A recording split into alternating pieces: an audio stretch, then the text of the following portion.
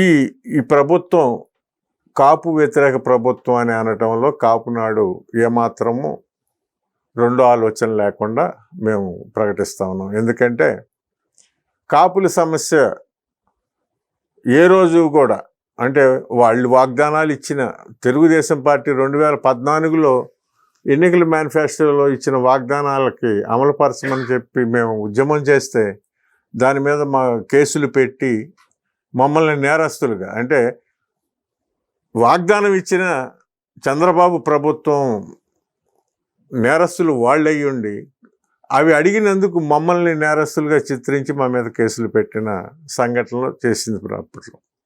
మొత్తంగా అసలు ఈ తెలుగుదేశం ప్రభుత్వం పరిపాలన మొత్తం కాపు వ్యతిరేకతతోటే కొనసాగుతుంది అని మేము చెప్పదలుచుకున్నాం.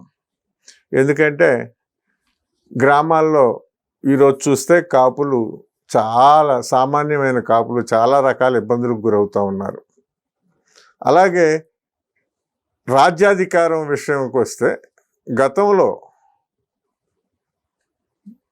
చంద్రబాబు పట్ల వ్యతిరేకతతోటి అంటే ఉద్యమ కాలంలో చంద్రబాబు చేసిన నిర్బంధానికి వ్యతిరేకంగా ప్రజలు కొద్దిగా కాపు ప్రజలు వైఎస్ఆర్సీపీ వైపు మొగ్గితే 152 సీట్లు ఏమో అతనికి వచ్చిన పరిస్థితి.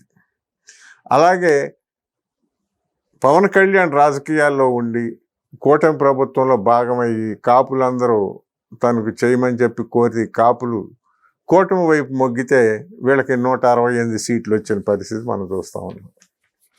అంటే అదే అంటే కాపులు ఒక 3% ఓటర్ల కాపులు కానీ ఏ పార్టీకి చేస్తే ఆ పార్టీ అధికారంకి వచ్చే పరిస్థితులు ఇవాళ ఉన్నాయి.